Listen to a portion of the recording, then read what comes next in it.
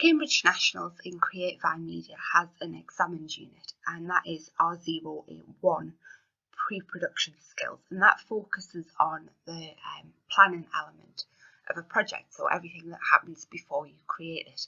You'll have studied part of this as part of LO2 for every other unit.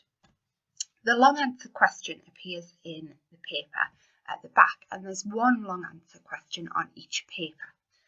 That long answer question is the only place within the whole qualification where you are awarded for spelling, punctuation and grammar. So you need to write in paragraphs with full sentences, and you do need to take care with your spelling. This part is usually worth 10, possibly 12 marks.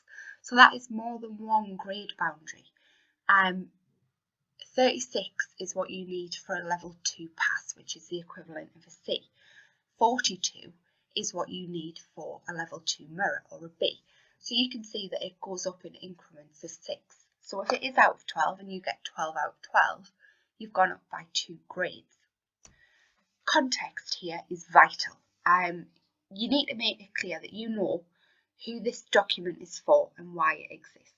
And you're talking about a document which they show you in the paper. You're not talking about some random document that you've come across at some other point. You've got to refer to the context. So if you are looking at a storyboard designed for an animation that goes at the beginning of a game, you need to talk about the animation and how that pre-production storyboard will help the game developer. It's got to be referenced. You can't just talk in general theory. Planning is the key to getting this right. You need to spend a couple of minutes before you actually start writing, planning it out. I'm going to go through with you how I would do that if I was you shortly, but you need to spend time doing it. You would do if you're doing an English essay, so the same principle applies here. Balanced arguments are vital, so you can't talk just about strengths or just about weaknesses. You need to talk about both. And you need to give some next steps. So you could look at it in sort of strengths, weaknesses, next steps sort of scenario. On to how to answer. If you structure your writing, you will end up with a much, much better piece of work, much more likely to get you those 10 or 12 marks. You need to write an introduction. It just needs to be brief. You need to explain what it is, so what is the document, who is it for, and generally that appears in the question, so there's not really an excuse for missing that out or getting it wrong. The second part that you need is much more lengthy, so what is good about the document? Each document has features you'd expect to see, so you need to talk about which of those features are there and why they're needed. So what effect does that have on the game's developer, the graphic artist, the web designer, whatever. But you need to talk about the effect. So you start to structure your sentences in a sort of P format, if you like. You then need to move on about what is bad about the document. And every document will have something bad. There is a tendency to focus on this because it's easier to find the faults than to praise a document. But remember, it does have to be balanced. So you're trying to find the features that aren't there that should be, or that are inconsistently applied. So if you've got a storyboard, you might find timings in one of the 8 scenes. But is it in every scene? And if not, why not? And what effect does that have? The final part is what could be improved. So it forms part of the mark scheme, and I'll show you this later. But you've got to find something that can be improved. And if you want a top mark, you need to sort of refer that back to the effect it would have. So for example, there are not timings in each section of this storyboard. That has an impact on the director because he doesn't know how long each scene needs to last for, as an example. So I sort of look at this in a marking philosophy. What are the strengths, what are the weaknesses, and what are the next steps? If you follow that format, you'll be all right with how to structure it, and you'll produce a better piece of work. Before we look at the actual question, we're going to look at the mark scheme, because the mark scheme doesn't vary that much. regardless of the document that you're looking at. So this one is from the January 2016 paper, and that's the one we're going to look at throughout. But it's basically the same structure no matter which paper you look at. What I should point out is that these papers and their mark schemes and the examiner report are available on OCR's website. So it really does help you if you download them and have a little look at them. So to start with, we'll start at the top and work our way down. So what it says for level 3 is that you have an excellent understanding of the question. And the important part is that you've got a clear explanation of the suitability of the visualization diagram for the target audience of the document, which in this case is the graphic artist. So it's saying that you know what that document is, but also who it's for. So you're aware that it's for the person creating the final product rather than the person who will use the final product. It says here that the strengths and weaknesses of the visualization diagram are considered in equal weighing. So that means that you've got to write roughly the same amount for strengths as weaknesses, and vice versa. But it's not saying it's got to be exactly the same, but it is saying you've got to get it relatively similar. So if you just look at weaknesses, you're not getting in this top mark band. Your improvements are well thought out and they're explained in context. So again, your improvements are sensible and apply. So for example, if you were looking at a visualization diagram for a poster, which we are in this case, and you said, I'm going to add an animated GIF to it because it'll look better, it'll attract attention. That's not much good. You can't have an animated GIF on a printed poster, so it's not suitable. So again, you're not going in that top mark band. Subject-specific terminology is used, so that focuses on this bit over in the guidance, and it's used correctly, and there will be few, if any, errors in spelling, punctuation and grammar. It's not saying that it's got to be perfect and spot on, but it's got to be pretty close. All right. Level 2 then shows a basic understanding of the question where the strengths and or the weaknesses of the visualization diagram are being identified. So if you do become a little bit one-sided or you just focus on one or the other, you can still get a pretty decent mark, but you're not going to get into that top mark band. All right. And the improvements may be limited and may not be wholly suitable to the context. And there are occasional errors in spelling, punctuation and grammar. So you can see how that's dropping down the levels. For level 1, this is a much more basic response. So they're vague and not necessarily linked to the context. So this is where you're actually not really applying them to the document you've been given. Here, this is where people are just given theory. You know what it's for, you know how it should be used, but you haven't applied your knowledge to anything. And it may be presented as a list rather than a structured piece of writing. So don't be tempted to bullet point any of your answers, because that's not how it should be formatted. And your spelling, punctuation and grammar might become intrusive, so it makes it difficult to understand what's going on. So what we're going to do is just look at the January 2016 paper. So before we look at the actual long answer question, I think it's worth putting it in context for you. So Zeta Level is launching a construction toy based on building blocks. It's going to be sold in the lead up to Christmas, and you have been asked to create the pre-production documents for a promotional campaign which will use TV, radio and internet. It's always worth keeping that in mind, and before you go on to the long answer question, just reread that again. It is really important that you understand the context of this paper, and all papers will be in their own context because it is a vocational qualification. So here you go. Question 10 is based on figure 2. Figure 2 is the draft of a pre-production document visualization diagram for the digital graphic to be given to the graphic artist to create. The digital graphic will be used as an advert on the internet and in paper-based publications. So it tells you there it's a visualization diagram for a digital graphic, and that it is for the graphic artist to create, and that means to create the final product. So if I just zoom that out, you can see there that you've got the visualization diagram. You've got a title, some blocks, a child, price range and web address, and a brick wall.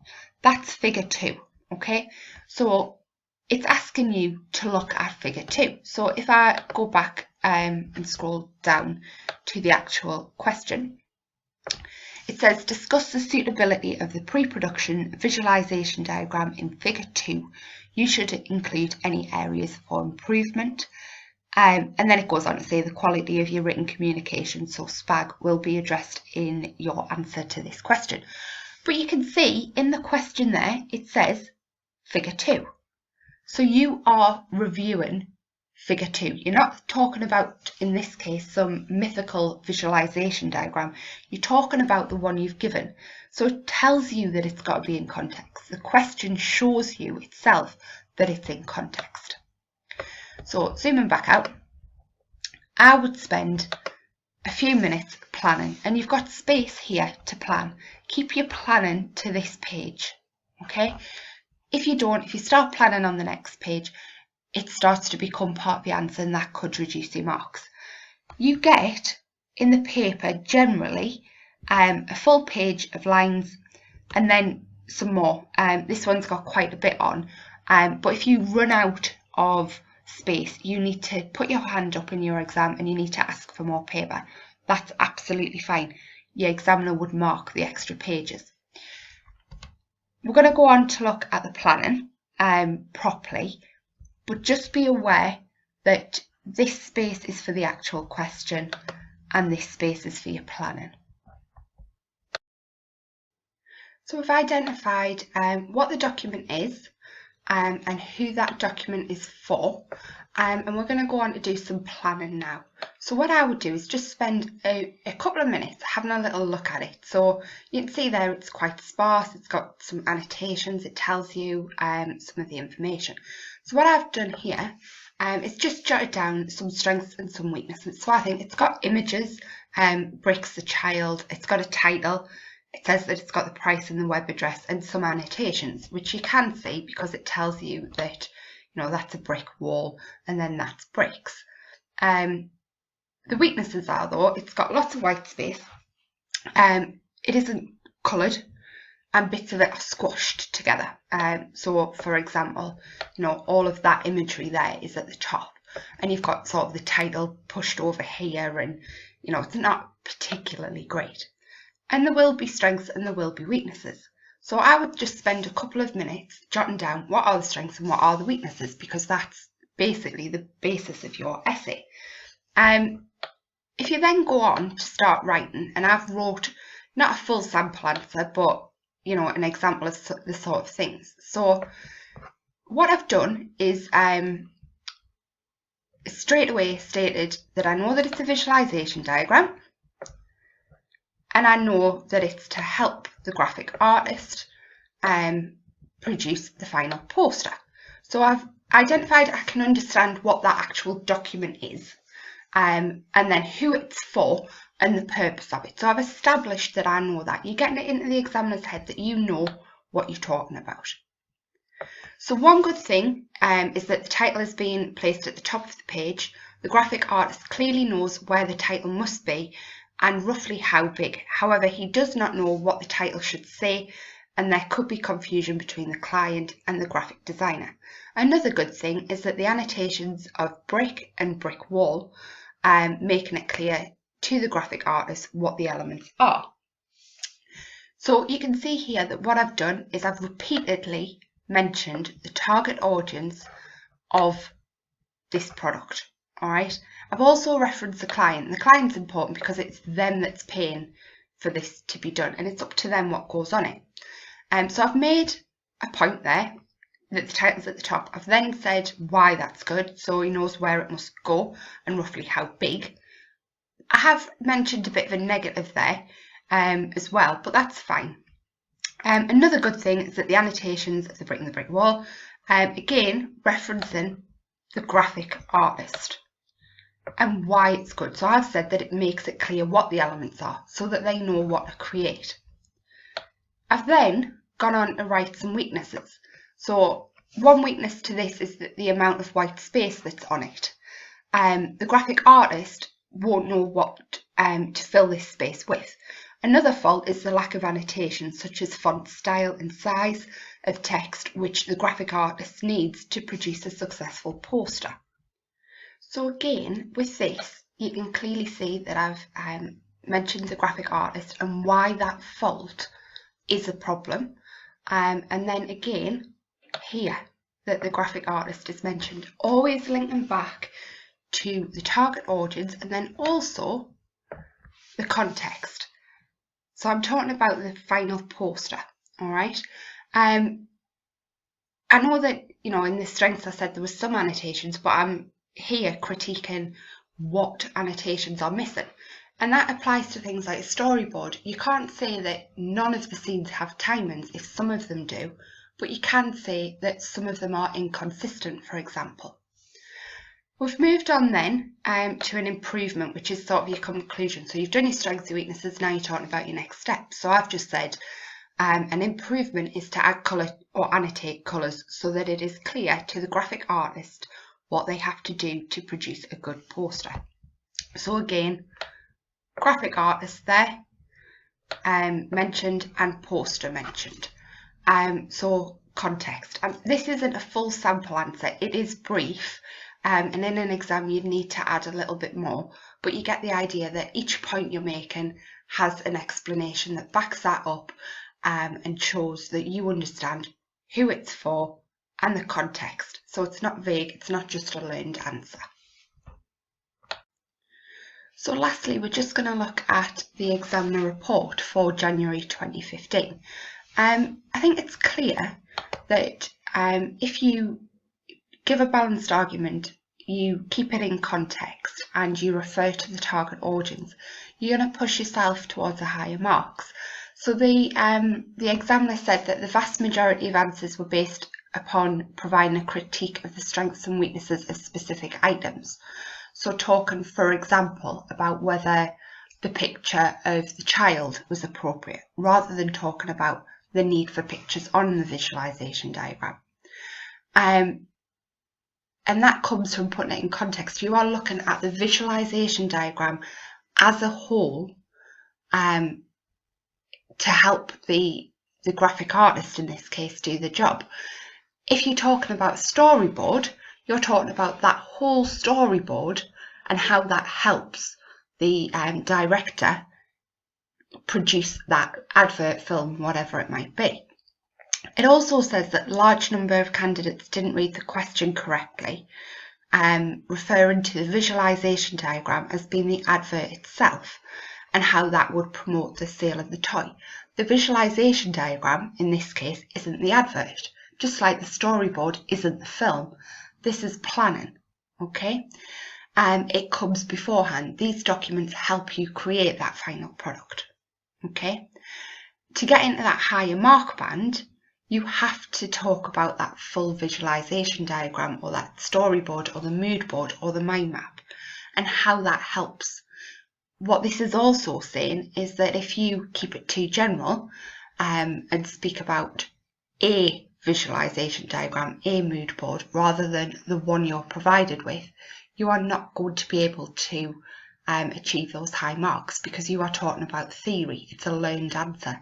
It's not applying your knowledge, and that's what's important in this situation.